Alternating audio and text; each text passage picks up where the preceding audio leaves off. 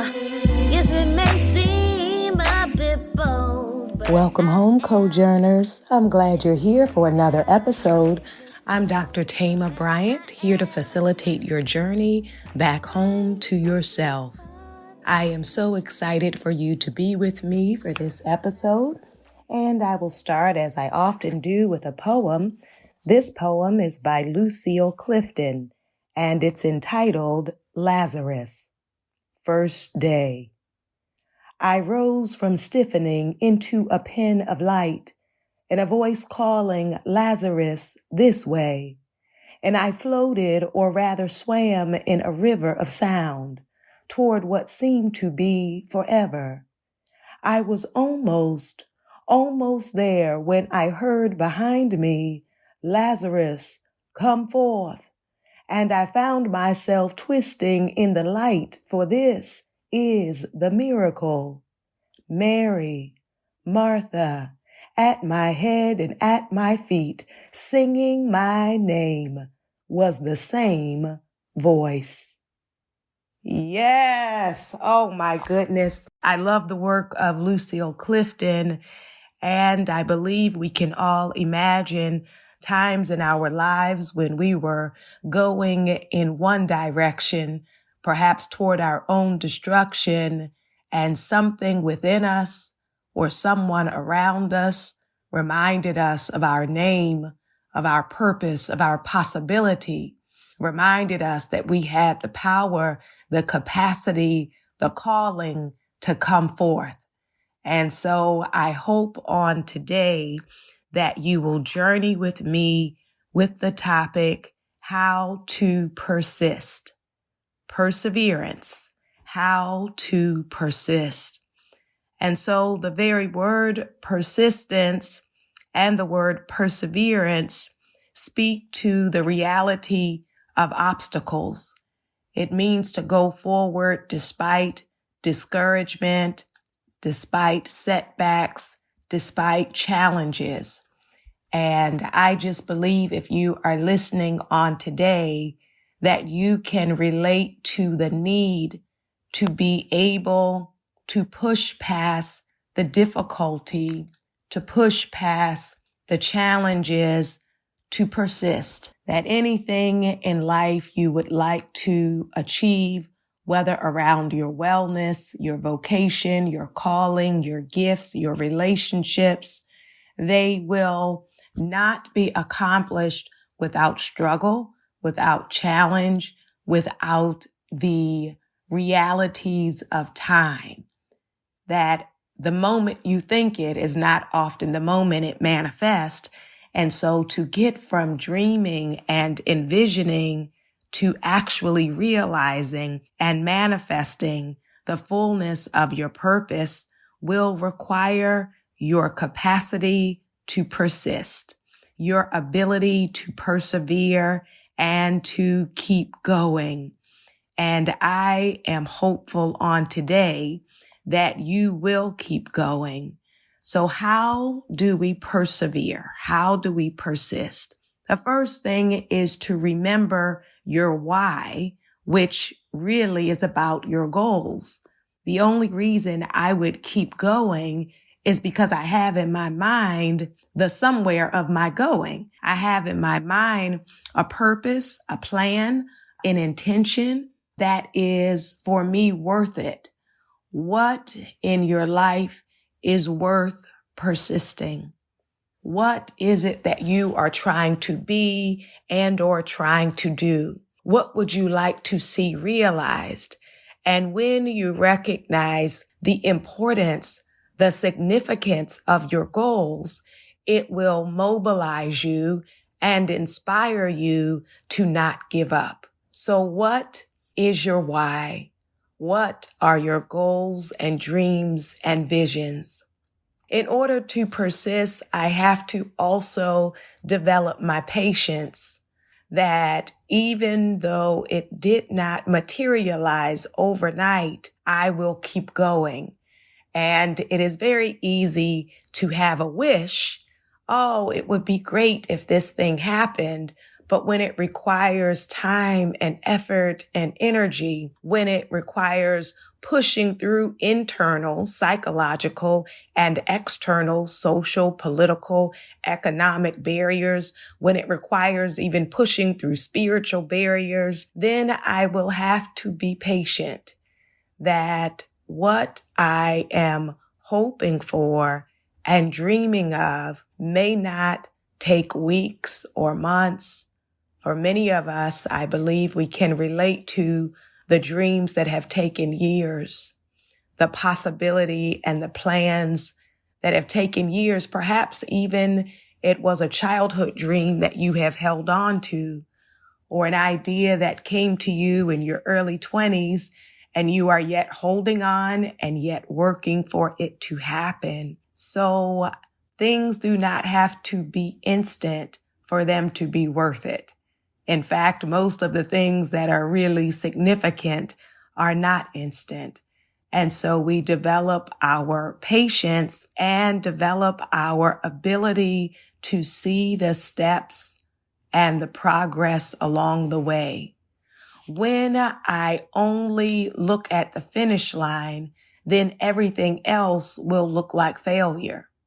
If I only measure success by the very last step, then I will continue to doubt myself and be disappointed because I'm not there yet. In order to persevere, in order to persist, I have to be able to measure the steps from where I started. For me to be able to see, although I am not where I want to be, I am not where I used to be. And so I have gratitude and appreciation and celebration for my progress. Can you see your steps along the way? Can you see that you are closer than you were when you first had the idea or the dream or the goal? Can you count your internal progress, your psychological progress, even for the things that you have not yet realized or manifested? So I set my goal and remember my why. I am patient with myself and train my eyes to see my progress along the way. And then in order to persevere, it's important to have social support, to have community support, to have cheerleaders, and to have advocates. So who are the people in my circle that I can seek guidance from, advice from, encouragement from? Who are the people who will provide me emotional support? And then who are the people who may even provide me financial support or material support to help make the dream come true? It's important to know that not everyone will be able to give you everything. So I take what serves me from this moment and realize the importance of appreciation and gratitude. Meaning some people are going to be with you perhaps for the entire journey, and some people may be in your life for one lap, for one purpose, for one conversation, for one aspect of support. So some people will cheer for you and show up for you, but they're not able to financially support the dream, but their presence is the gift. So can you expand your idea of what support looks like? And to know a part of community support can also be role models that you do not know personally, but you see their example. You see and can learn from the path that they took. While it may not be identical to yours, there is something to be gained from the wisdom and the lived experience observed or discussed and explored by other people. And so I would invite you to reflect on who have you been willing to ask for support or help? Who have you been willing to learn from a distance, if not close up? Who are the people who you have trusted with your dreams? Perhaps those are people who will pray for you, Perhaps those are people who will advise you. Perhaps those are accountability partners, people who will remind you of the dream when they see that you are taking detours or seem to be distracted or you have dropped the ball. And like Lazarus, you need them to call your name and call out your purpose so they can remind you, didn't you say last year that you wanted to do blah, blah, blah? So this isn't about people humiliating you or shaming you.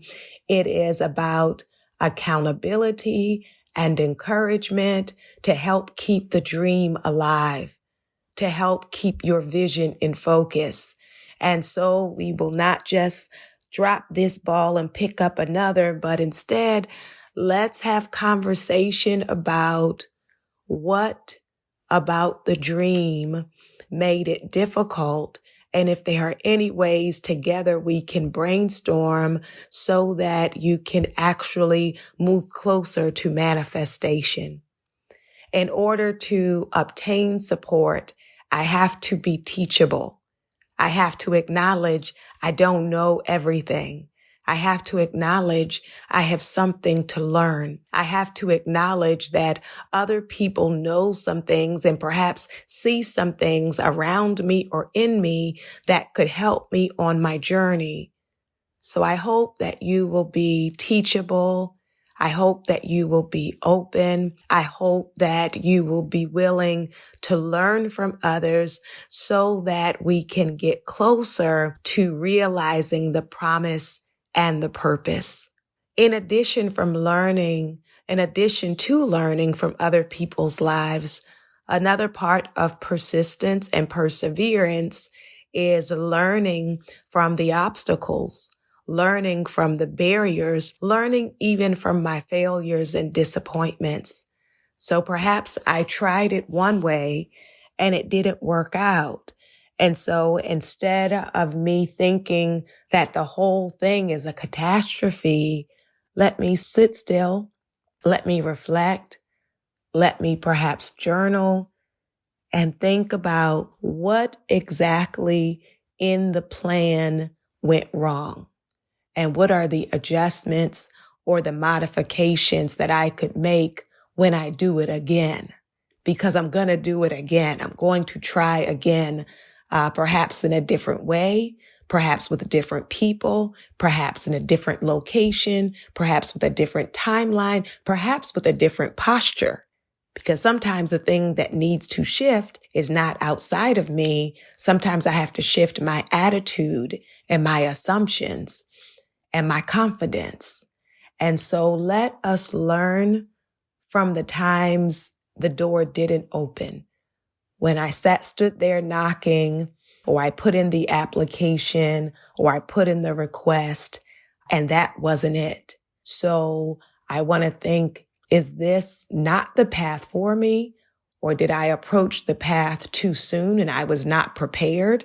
Because a part of persistence is not only learning from my mistakes, but it's also being prepared for the thing that I desire. So if I have this goal, whether around having healthy friendships and relationships, whether it's a goal about my career or completing school, whether it's a financial goal or a mental health goal, I want to really consider what are the ways that I can learn from the journey and the approach that I used to take so that I can shift. For example, if all of my friendships end, then I want to really reflect on how have I been approaching friendship? Who are the people I have chosen or hope to have friendship with or romantic relationships with so that I can learn from my own journey and not keep repeating the same mistakes, that I want to do it differently. The other part about persistence and perseverance is, along with patience, I have to be willing to put forth the effort. It's going to be work. And so I'm not just dreaming and wishing. I am taking action and moving in the direction of my dreams. I am not just waiting for it to happen or waiting for someone else to do it. And I'm not just asking someone else to do it for me, but for me to think about what has my discipline looked like? What has my labor looked like? What has my effort been like? If I want to get from A to Z, what am I willing to do so that that can be accomplished? And how consistent have my efforts been? Sometimes we go all in 1 week and then 3 weeks of doing nothing. And so I want to consider what is sustainable. I invite you to set up not just a goal, but a plan. What are the steps to reach the goal? And what is the timeline and the effort, the work that will be required and that I can actually commit to? Sometimes we set the bar too high, we get disappointed, and then we give up. So one of the things we learn in therapy is setting realistic, attainable goals that will stretch me, but that are possible. And so what can you honestly say you will do? If you say, I want to write a book, then what does that look like for me to get from the idea to getting those pages through me and onto the page or into the computer? And I want to be consistent with that work, with that effort. If I want to have healthy relationship, it's not just that I hope it will be so, but what are the ways I will show up in this relationship or in this friendship to be consistent over time? And that's about, for it to be sustainable, setting a pace that works for me, not just that enthusiasm of the moment, but this is a long-term goal, a long-term vision. So a part of it needs to really be my lifestyle. And then I invite you to think about your health and wellness. It is hard to persist when our bodies are exhausted. It is hard to persist when we are not being nourished. It is hard to persist when we have not taken care of our mental health. And so in order for me to persevere, which is in some ways putting out effort, then I want to be thoughtful about the ways in which I provide care and nourishment for myself. What are the things that you can do and that you have done for your rest, for your wholeness, for your wellness? What are the ways that you can take care of your mind and your body so that your efforts are sustainable, and also simply because you are worth it and deserving of it? So as we consider this notion of persistence, this idea around our perseverance in the midst of struggle and challenge, I want to also name the importance of recognizing the level of a challenge. Some things that we consider a challenge are actually a distraction. And so you can spend a lot of time addressing people and issues that really are not a part of your plan or purpose. So before you engage with a barrier or with an obstacle, ask yourself, is this really necessary? Is this really the only path? Is this really my path? Or is this going to be a drain on my time, my energy, my effort, my confidence? In other words, if my goal is to be an entrepreneur and I see someone who has the business that is similar to what I would like to have, but I don't know them. So I send them an email requesting them to be my mentor. And let's say they don't respond. If I am distracted, I can spend months thinking about a new way to write the email to the person. I may try to show up where that person is. I may try to ask other people to ask that person if they will be my mentor. Now, I have spent all of this time on something that is a detour. It's not the actual path. So yes, I want to be an entrepreneur, but this one person you have identified is not the only path for that being possible. So we want to get very clear. What are the obstacles for me to jump over, or what are the mountains that I need to climb, or the mountains that I need to move? And what are the things that are not essential for my process, that are not essential for my path? I am excited about your dreams and your visions, excited for your goals and your hopes. And I hope you will be in the presence of other dreamers because they will remind you that it is possible. I am excited to have dreamers in my life and visionaries in my life because when I share a vision, they don't respond with all the reasons it can't happen, but instead they encourage me to know that it can happen. So if you happen to not have those people currently in your environment or in your circle, I invite you to think about cultivating, creating, finding those kinds of friends. And in the meantime, I want you to know that I am rooting for you, and the co-journers on the Homecoming podcast are also hoping your dreams will come true. I invite your soul to tell your heart, mind, body, and spirit, welcome home.